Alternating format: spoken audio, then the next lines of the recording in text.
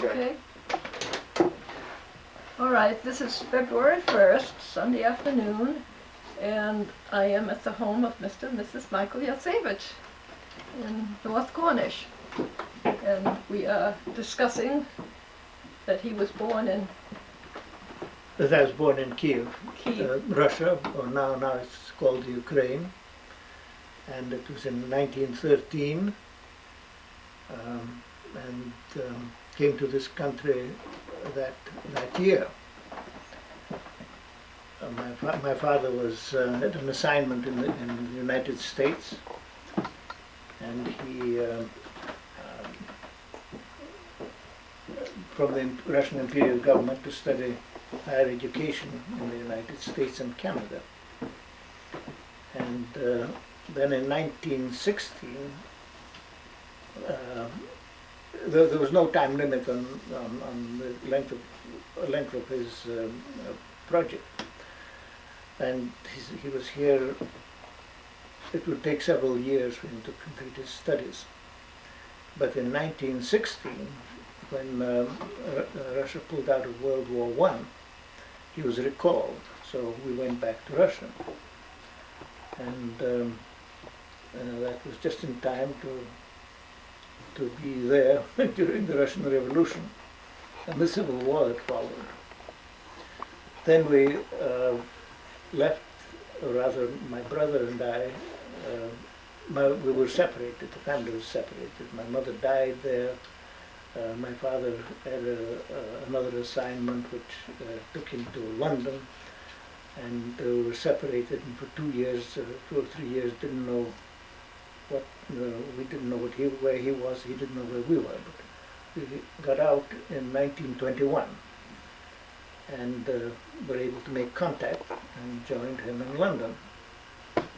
I stayed in England until 1926 when we came to this country. It was always his desire to come to this country and become an American citizen. And he had he was invited by the United States War Department to come and set up research laboratories at the Watertown, Massachusetts arsenal. The laboratory, there were research laboratories in the connection with making of guns. And so we lived there some years, and then finally in 1933 we were interested in acquiring some land and settling down in the New England countryside. And in 1933 we purchased some land here in Cornish. We saw an ad in the weekly market bulletin. So That's interesting. we stopped there and liked the place and bought it. How many acres did you buy? It was about 90 acres. Mm-hmm. And where Garrett's live now. Mm-hmm. I remember when, yeah, you remember. way back, I was 13, I guess, when you moved there. Oh, really? Yes. 33. Yeah. And That was during the Depression, too. yes, that's right. Yeah. So we decided to make that our home. We maintained a home in Watertown also, because that's where my father's work was. But we lived here more and more and started to do a little bit of farming, and then bought on some more land until we acquired around 1,100 acres. And which is mostly woodland. And I did some, I really was involved with the farming almost entirely. And Milking cows or beef? milking cows, yes, milking cows. I shipped milk for 30 years. Oh, And yeah. good. And so this is down at the Yellow House, so there was a That's farm right. down there? No, this was up here already. Up here, Yeah. okay. This was from up here that I But you, shipped milk. but you started What's that? farming. You started farming down there, didn't you? Yes, in a small way. Chickens and pigs and things like that. And Did your father remarry? Was there? well, he remarried in England. Okay. So I have a so there- half sister okay.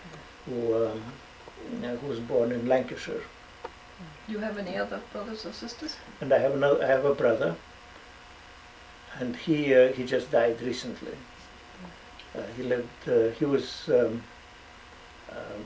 a geologist, and became when World War II started.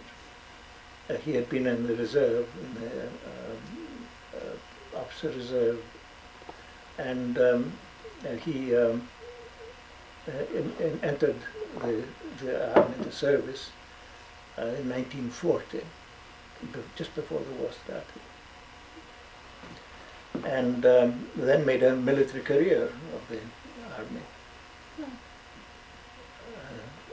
And became a colonel, and spent a lot of time in Europe, the Near East, Iran, Turkey, Balkans. But here on the land, I was very much interested in woodlands and forestry, because I considered that this was naturally a forested land. You joined the Conservation Commission? And yes, I was the Town Conservation Commission, but I've also served on the Soil Conservation Service, which is a state federal government organization, and the Agricultural Stabilization and Conservation Administration, which is also a federal organization. And And also I've served as director in both of those. in the Timberlands Association? And the Timberland Owners Association, that's a private organization, but I've served as director in that twice. And I belong to the Society of Protection of New Hampshire Forests. What else?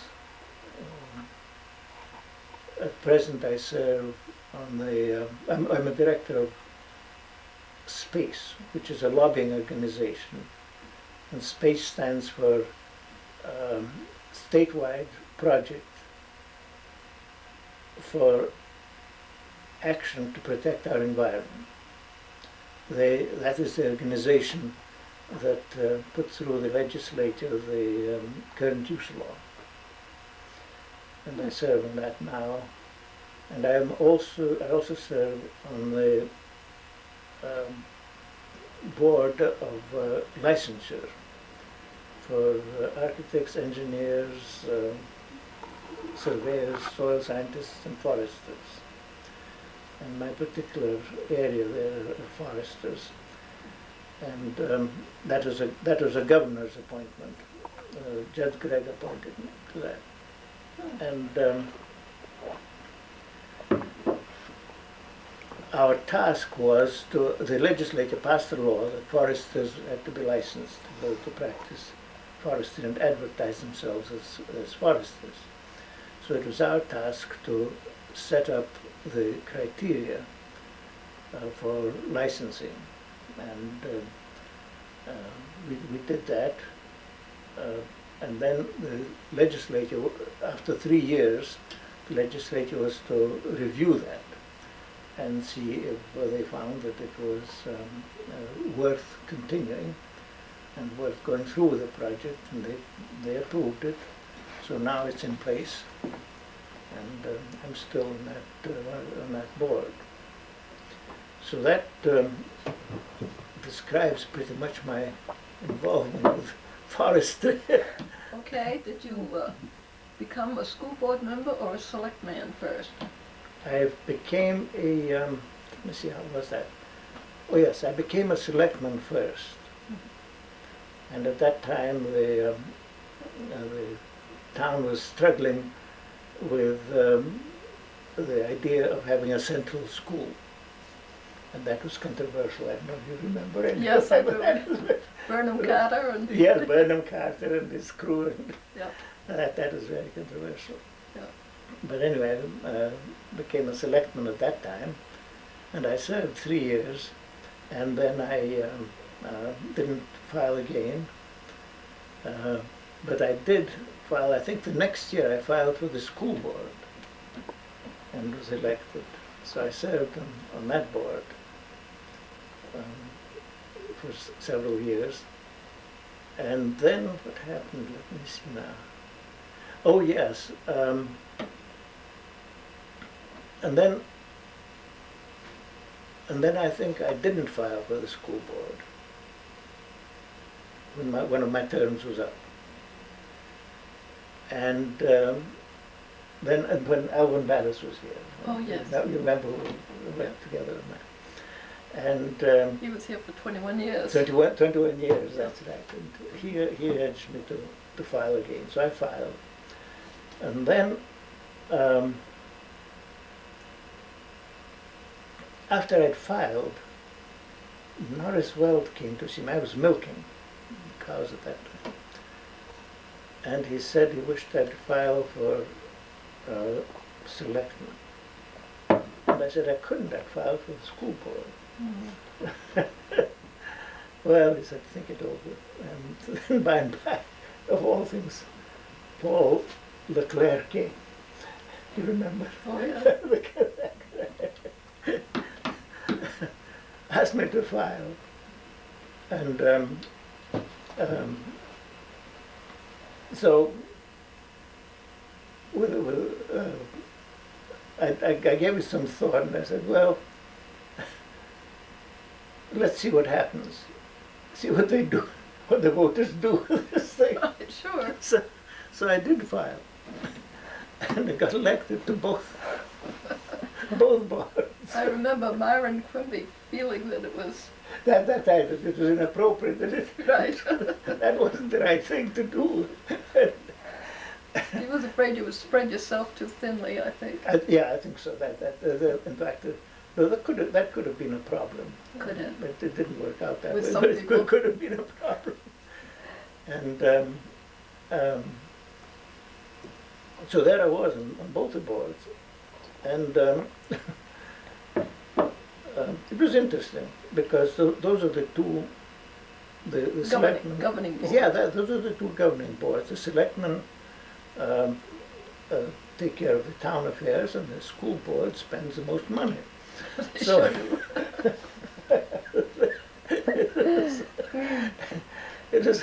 Any interesting stories about either one? I don't think I'd better avoid those. And this was all right. Went on for a while, and then let me see what happened. Oh yes, one of the selectmen died, and another one was in very poor health. That was Charlie Sullivan. Oh, Charlie Sullivan. Yeah.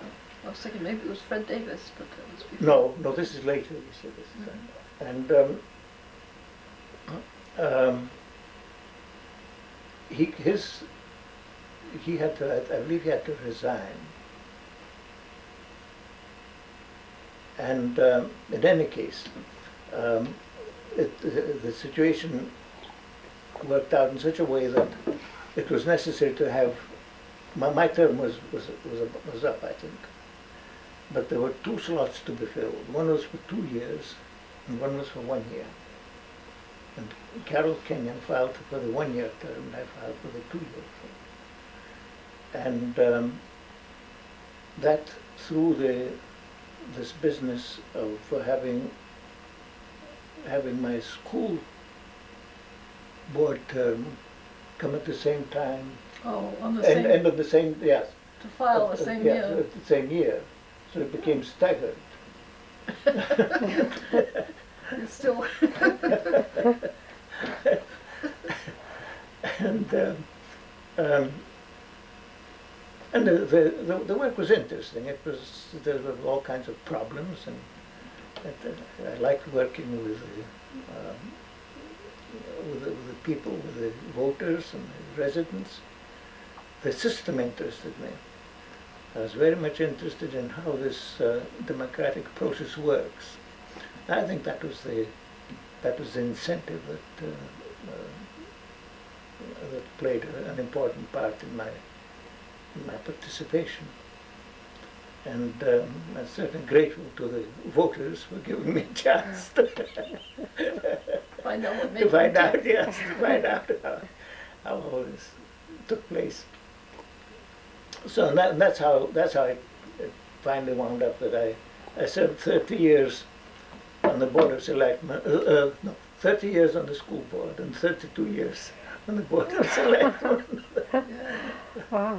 I can remember being out in the town clerk office after I moved down Yes. up home, and Yes, I always knew when Bob LeClaire came in, yes. his voice would go up higher and higher and higher and higher. That's it. Yeah, He'd you get know. excited and he was practically squealing. I couldn't hear much way in the other room, but I could hear Yeah. that voice going up. I said, "Oh, Bob's in there," Without seeing him. yeah, without seeing him.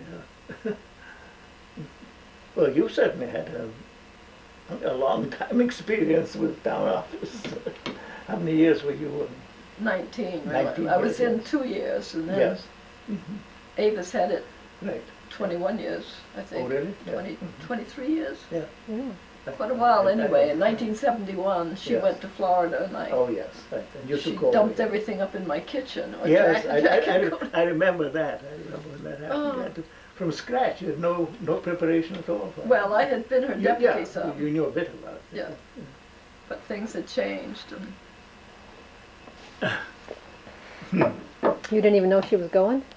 I knew she was going to Florida, but just for the winter, and I thought she'd be back to take over. Oh. And filing came, and she didn't Yeah. write to say she wanted to refile or anything, and so I Oh. called her up, and, "Oh, no, I didn't plan to run anymore," she said. And it was too late to advertise it for somebody else to file, so Yeah. everything was in my house, so I just, So just continue, yeah. yeah, I had to sign up, and Yeah. So you're well familiar with what takes place in the town government. government, yeah. Well, I've also served on the Town Conservation Commission and been a fair director. When the planning board first came into existence, I was on the planning board. And what else? Oh, among the duties of the selectmen, not many people know this, there are also the cemetery commission. So really, if any questions come up about the cemetery, that they, together with the sexton, constitute the cemetery commission. So that was one of the duties. It wasn't very demanding, but No, but still, there it was. you had to get, Evelyn Lear gave some more land because we Yes, were running out of yes, space. we're involved in the purchase of that land, which enlarged the Edminster Cemetery. And what else? Oh yes, I was a trustee of trust funds. One of the selectmen used to do You, that. well, the selectmen usually, at least when I first came on the board of selectmen, and then for many years, I was trustee of trust funds for 25 years. But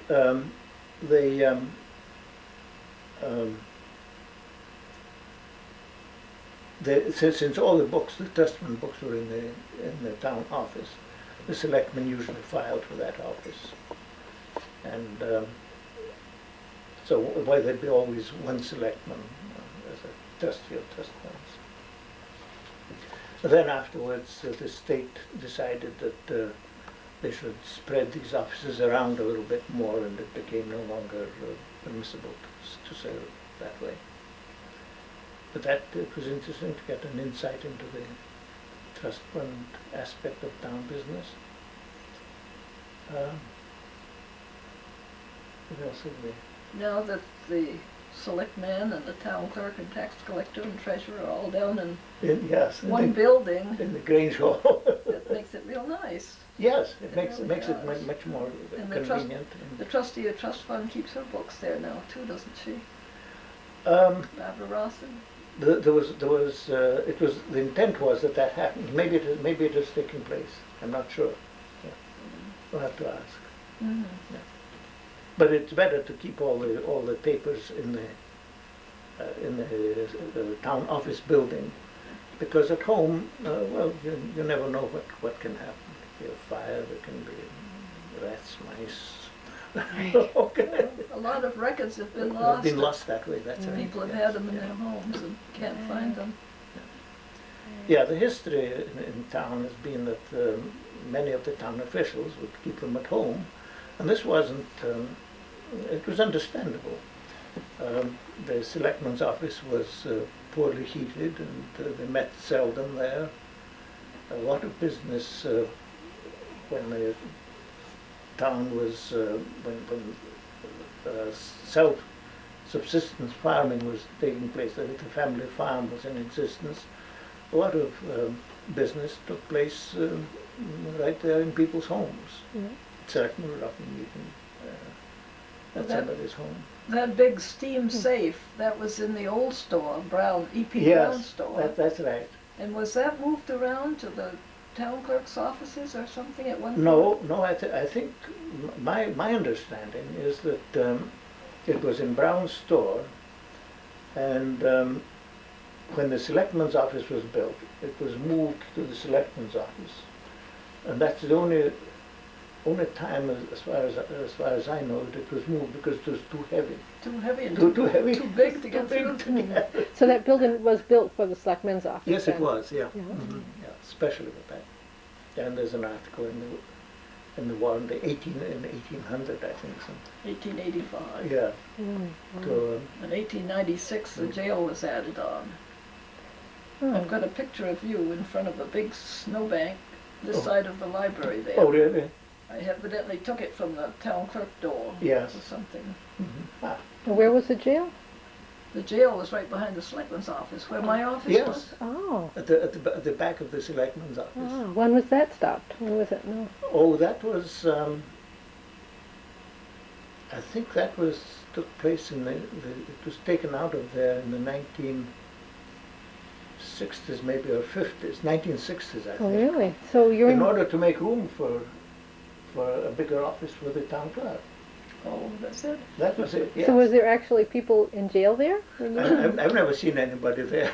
Well, according to the town history, when people had Alzheimer's and they would go for a walk and then they wouldn't know how to find their way home and they couldn't tell where they lived, and the people would put them in there overnight and feed them and then find out who their Find folks out. were. And also when tramps were going through, Yeah. after the war, there were a lot of tramps, and they wanted food, and so people were afraid, I guess the selectmen were afraid they'd sleep in somebody's barn and set it on fire or something, Yeah. Mm. So they'd be housed overnight. So and then they'd let them go in the drunk, morning. probably they could be put. Yeah. And Paul Leclerc used that office for 1 year anyway for, Then after the time of the World War II, when civil defense was organized, we needed an office for the civil defense organization, and Paul Leclerc was involved in that. So he established his office there, and the jail was still in there. And then when it was, town government had grown enough that it was necessary for the town clerk to have a bigger office, a more official office, then the jail was moved out. Paul Leclerc got it. Now it's been returned to the town. And I Really? think the Historic Society has it. Is that right? I think they should have a float at the Cornish Fair Parade. with the With jail. the jails, yes, on a wagon. We did that 1 year. Oh, really? Oh yes, That's Harriet beautiful. Runnels played the piano on there, the Prison House Blues, we all sang it. Oh, yeah. That's We were all in the jail and singing Oh, away we- and banging on the bars. We should, I think we should do it again and have the Yeah. 3 selectmen in the jail. I like that. I like that. Good. Good idea. I remember that one. On exhibit. What would be a good year? What the bicentennial's gone by. What would be a good year to have it come back? Yeah, into that's it? right. We've got to. Oh, the year Get- 2000. Pardon? Yeah. The year 2000. Year 2000. Yes, Hey. that's right. We'll have to Yeah. get it. Could do that. We've got to get Right, it sanded down and painted again. Yes, that's right. The Cornish Flat Home Ec did that. We sanded it down and painted it black, with spray Yeah, paint. because I think that was the original color. Yeah. That's right. And then we put it on a flatbed. And oh, that was more fun. I can just barely remember Yeah. singing away. You were inside the jail. Mm. But there was just one cell. Yes, one cell, but several of us stood in there. Yeah. And she was on there. And she had a dust mop for hair. And she had lipstick. And she made eyelashes, out of paint or something. And red nail polish. And she was up banging away on that. It was more fun. Was she banging away because she wanted to get out, or was she banging away just No, to she was keep- playing the She song. She was playing, oh yeah. She wasn't played in the the song that we cell. were singing. Right. Prison House Blues or Prison, something. prison house blues, right. That's That good. was fun. So how long did you have with the town clerk in your home before you moved down? Well, it was in my first home when I lived down on 120, Yeah. across from the garage, about Atwood's garage. Oh, And I was there 2 years. And I didn't know you lived there. I was town clerk 2 years. And then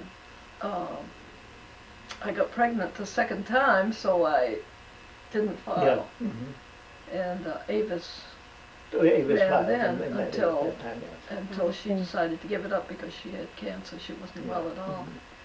And then I had it for 17 years.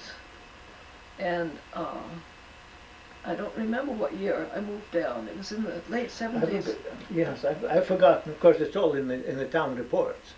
Yeah, All I have to do is to I took over Video, again. I know video. see, I was married in 46 and I ran in 47. yeah, And I was town clerk again in 48. I had it 2 years then. yeah. And then I didn't have it again until 1971. Mm-hmm. And I had it 17 years, the second time. Yeah. But things were so different than they are now. Oh, yeah. Oh my goodness, I bought, if I needed, paper clips or pad of paper, I went out and bought it. I Yeah, didn't mhm. take the money out of the town or anything. And then when I was down in the jailhouse with an office, why, Jeannie Garrow was the selectman's secretary, and Yeah. oh, you can't pay for things like that. How are we going to know how much it costs to run the office? She was That's all right. astounded. Yeah, there was a lot of that. It became much more official. Yeah. Well, there was a time when when Reg Davidson was treasurer, we used to write out the checks and clip them to the invoice with paper clips, and then they were all turned over to Reg Davidson for his signature because the checks had to be counted. Selectmen signed the check, and then the treasurer countersigned it. And he would save those paper clips. And every once in a while he'd return a box full of paper clips. So we were using the same paper clips over and over again. This is being economical, you see. Yeah, that's People Saving today, People nowadays are just throwing Right, that's away. right. they Yeah. throw everything. Mhm, Yeah. yeah. Not only Yeah. food, but they out the back door. Yeah, and it was very important to have all three signatures, at least two, on the checks. And it was the same way with the school board. Anna Hunt was, she was the secretary and the treasurer. And always needed at least two of the school board members' signatures. Now it's all done in the school administrative unit in Claremont, and they rubber stamp the signatures. how things have changed. Yeah. When I was down at the our first home we owned, and Reg Davison lived across the street. Yes. Mm-hmm. A couple came and they came and got their marriage license from me. And a few weeks later, Reg Davison came over and said that they wanted to be married, and could they be married in my living room? I said, yes, I guess that's all right. I was pregnant with my first child then, and so the couple came over, and, well, in the first place, they had to sit there for a while because my husband was out in the kitchen in the collapsible bathtub having a bath. And so after he got his bath done, he came in because they had to have witnesses, you know. So Reg Davison married the couple in my living room, and Yes. we were the witnesses. And he got through saying just what he had to say, which took about 2 minutes, and then he says, "Okay, salute the bride," Yeah. instead of kiss the bride. Yeah, well, Reg Davidson was, he retained a lot of his army experience. That's right. It was funny. Yeah. Salute the bride. Salute the bride. Yeah. And Fritz Heyer, when he was going to get married to Joan Lovejoy, Yes. she wasn't Oh. of age, and they had to go to the judge to get permission because she wasn't 18 or Yeah. something. And they were going to come to my office to get their license. They couldn't get it until they had the judge's signature. Yeah. So I waited up and I waited up and I waited up, and it got most midnight, and I said, I guess they aren't coming, so I went to bed. About 1 o'clock, bang, bang, bang on my front door.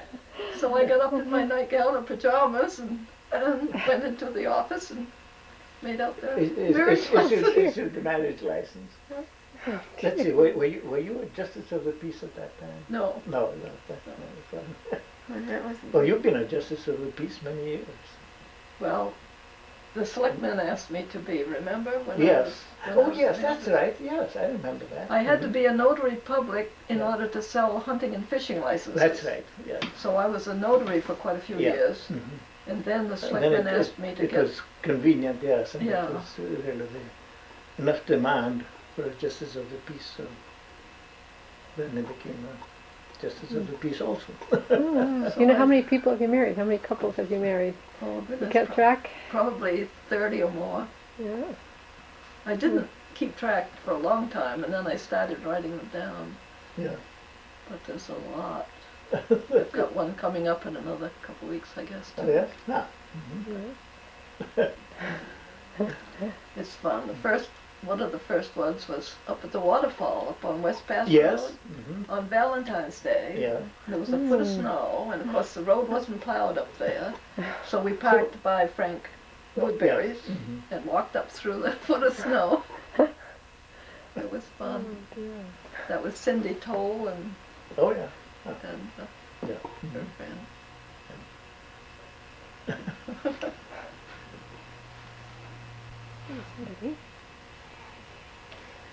That is probably a turnaround. You have a lot of turnarounds? Yeah, well, on a nice day like this, you get a lot, yes. Today's a perfect day, isn't it? Oh. Yes, it is. That's what it is. When did you give up having cattle here? Do you remember? That was in It was when you turned 65. about 60, yeah, about the time I turned 65. When Well, that's when we stopped milking, but we still had beef You cattle. had oh, beef yes, yes. cattle. Well, I shifted from dairy cattle to beef cattle and ran beef cattle until just a couple of years, 2 or 3 years ago. Wasn't it? Yes. Do you have hens now or any other? No, we have we no have no no children. livestock at all. Not even a dog at the moment. For goodness sake, I could have brought mine up here. In the summer, we have cows up here. Oh, Oh yeah, Dwayne Allen pastures. He Oh. uses my pasture. some of his young cattle and Yeah. Yes. dry Yes. cows. He had Yeah. 17 head up here last year. Hmm. And he does the haying. He or Linda. Yeah, that's right.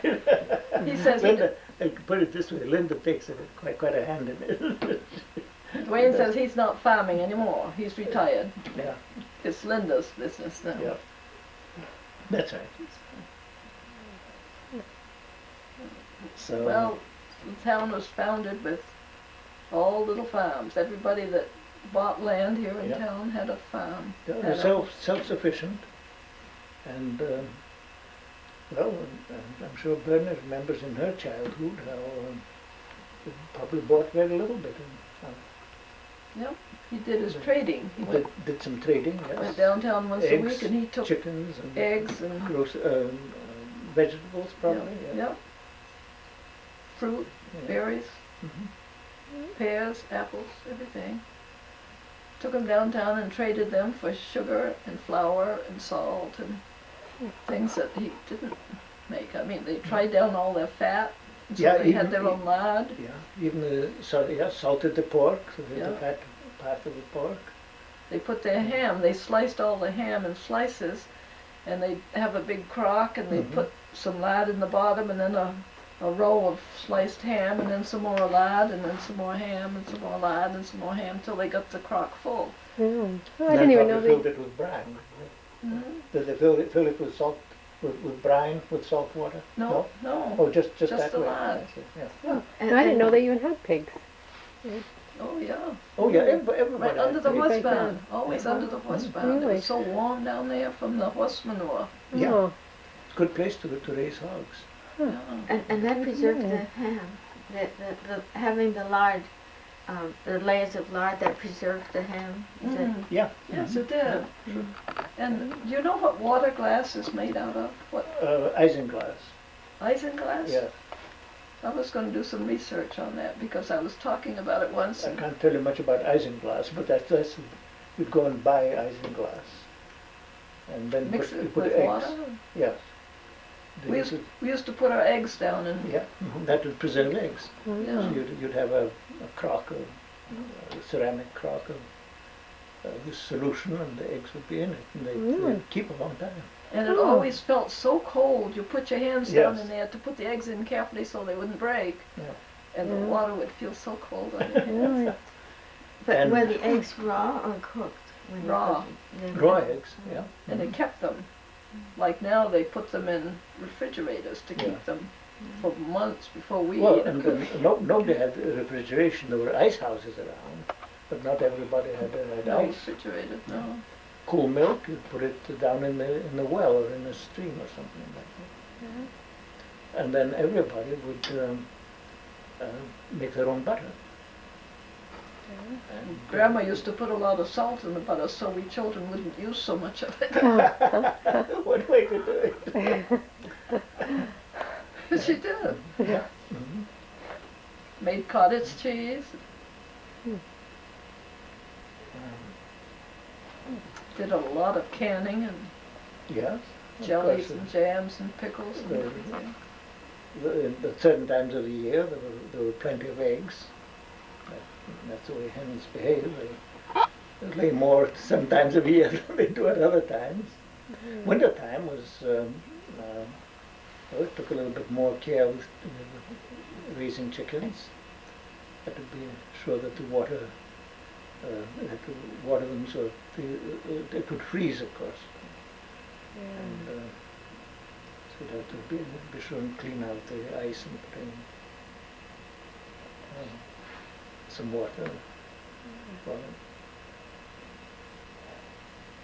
And as far as roads went, that was quite a difference from what we see now. It sure was. Every farmer trimmed their own roadsides Yeah. as far as they owned. Stretch.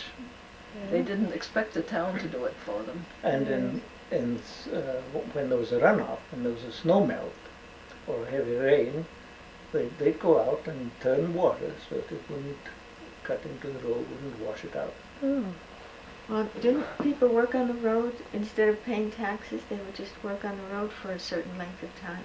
That's what I don't remember that. Not. I thought. That's what you said. Well, I know that was a practice in some places, but I don't remember that. You said you worked on the road. Oh, I worked on the road. I got paid for it. Yes, yes. We were getting. It was good pay too. 25 cents an hour. To work 9 hours. But you didn't need money for very much either. So. Oh dear. I remember Steve working for Charlie Sullivan haying in the summer. Yes.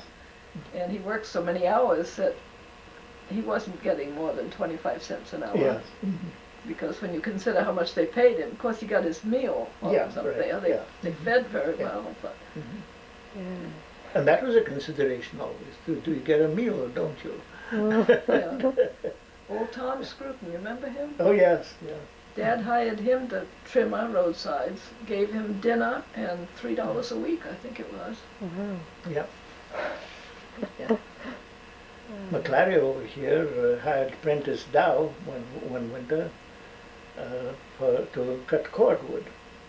He was cutting out everything from his maple orchard, just leaving the maple trees. Mhm. And he was paying him $1 a cord. Wow. But you could do a lot more with $1. Dollar. Oh, Yeah, yes, of course. sure could. Today. $3 was generally enough to buy a week's groceries. $3 a week. Yeah. Wow. It would keep you going with flour and little meat and. You probably didn't go into town very often either, right? Did you go weeks at a time without? Not weeks, but maybe once a week. I think the general pattern was about once a week. I think Dad went once a week. Yes. But you probably didn't go. You probably, when you're growing, you probably went a long time without getting off the hill, or did you? Oh no, just Dad went. Yeah. Mother never went, I don't No. think hardly. Oh. Do you remember any time when he went down with a horse and buggy? Or, Mhm. Yeah. So you've seen that. Horse and buggy and horse and sleigh. Mhm. Yeah. And I remember once that the school teacher always boarded with us. That's right. Yeah. And Mother and Orville and I went with her down to the train station to meet the school teacher when she came back. We got up by the St. Gaudens, well, the home of St. Gaudens place, Yes. Bayberry now, and there was a motorcycle sitting on the left side of the road, and it wasn't running, it was just sitting there. But the horse got right up even with that motorcycle and stopped. Wouldn't go. And Mother talked to it quietly. Right. It's all right, Black Beauty. Yeah. It's just a motor. You don't have to worry about it. And so she says, come on, let's go home. And she pulled the reins, you know, and the horse started up. But she only went about 6 or 7 steps, and then she went berserk. Oh. And she Okay. backed that wagon right up on the steep bank. Ah. And Mother said, get out of here, quick. So we all got out of the wagon, and the horse started and went right back down by that motorcycle, lickety-cut, and the wagon went all to pieces in the dooryard, Smacked and it the down, school yeah. teacher's suitcases came open. But Mother held on to the reins Yes. quite a ways, and it dragged her right on the ground. Yeah. Oh dear. And then So she- yeah, that's the way it was with horses. Horses are. It takes a lot more skill actually to handle a horse than it does a car. It looks so easy on Because TV. you don't know, you never really know what might scare them. Yeah, I know it. You Yeah. put an umbrella up or something. Yes, they that's right. they jump. Yeah, I'm surprised there was motorcycles when you were driving horses. Motorcycles were really motorcycle early. there. They had them early. Yeah. Mm-hmm. And Mother went, the horse went around the other side of the house. Yes. Mother went around and got her, Yeah, and we had to lead her home. Yeah. Walk home. Not in the luggage. with the luggage. We had Yeah. to help the school teacher pick up all her things, pack them back in her suitcase. There goes your tape. Your tape just ended. The one is that the end of the tape? Yes, I think. Yeah. Is that all you need? Or? probably, don't you think? Yeah, that I was could pretty tell you good. about assessing cattle. Yeah, we can talk. Well, we talk for another little bit more. Yeah, talk about cattle. There's so much we could. Okay, wait a minute, let me turn this out, let me. I should leave by 2:30, so You check. Wait a minute. I got a 3 o'clock massage. So. You have a 3 o'clock What? appointment? Yeah. Oh, where do you? What do you I get a massage down at my house. Oh, yes. Linda First is coming. That's Oh, right. yes, she's good. You're going to do that. That's right. So what does this massage do? How do you? Okay, we'll go on. Oh, now you're interviewing me. Oh dear. Fair enough. Just a minute, I should introduce you. Don't turn the That's tables. I should say that Martha Zoerheide is running the video camera here. Oh. She gets us on video for the Cornish Historical Society. And we thank her very much for coming. Oh, you're That's welcome. acknowledgements. Yes. And we will continue with So, visiting with the Yatsevitches. You have to take You ready? I have to go now. Okay. Oh. right. Okay, sure. Martha has to go in a few minutes. Yeah. Yeah. Well, I'll just tell you that we used to. Now selectmen don't even go around assessing the real estate. But there was a time when they assessed cattle, they assessed hogs, they assessed chickens, they assessed horses, they assessed boats, and and they felt that they always had to go out on the 1st of April. They had to start assessing because that was the way they interpreted the law. You see. And this would be a sort of a must for them to do that. And they did. They went through your house too.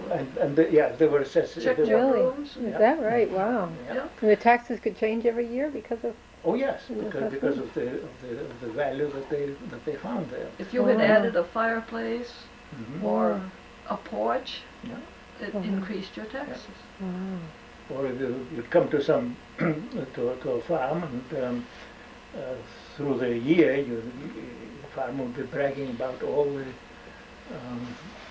registered cows he had and what good producers they were. But when you got to his barn for assessing purposes, there wasn't a registered animal in the place, and Oh dear. each cow had a defect. And you had to go around for every house in town. That must have taken a long That's right. time. Every house in town, and we listed the dogs, Yeah. all the dogs. Wow. It was an interesting thing to try and determine, is a dog a female or a male? Because there was a difference in the tax. It still is. It still is. It still is, I think that's All right. Tell us something, Michael, about the walking the boundaries. Oh yes, that was every 7 years. This is by state law. Selectmen are supposed to walk the boundaries between their town and the abutting town. In Cornish, it would be Plainfield and Cornish, Cornish and Croydon, Cornish and Claremont,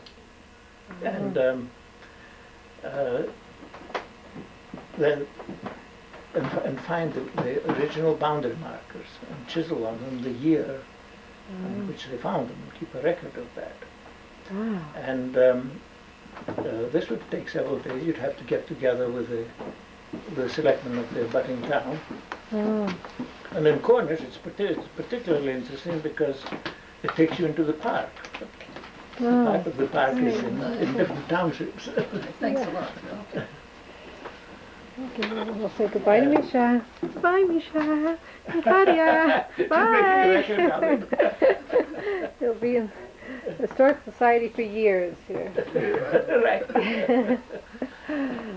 Oh, wow, that must have taken a long time to do And that. it would take several days. Yeah. They don't still do that, though. Yes. Well, They they're do? supposed to. Oh. I don't think they have recently. I think the 7 years has passed and they haven't done it yet. But they certainly should. I think it's a nice practice. Because sometimes the boundary was only marked by trees or something, wasn't it? Well, when the no. tree might fall down. No, or- there were supposed to be stone markers, but some of the stone markers didn't look much different from an ordinary stone wall, boulder or stone. You see. Yeah. And then so you'd have to look carefully and find these chiseled dates on them. So it was good that you did, the same person did it for a while. Then it would help out if you'd done it before. Yeah, but that would help. 7 years Yeah, before, because though. 7 years things can change, particularly here. You know, the trees grow up. Right. The tree is small, and you think of the relationship is to a small tree. And you come back 7 years later, and the tree is big, and you just don't see what you saw before. Right. It isn't there. Right. That would be fun. Huh. So I think that, what else would be of interest? I think it's been a very good Yeah, this has visit. been Very really, good visit. yeah, Been it fun. sure has. It's been And I thank you interesting. very much for your cooperation and your Oh, time. nice Right. to talk to you, to reminisce a little bit. Yeah. This country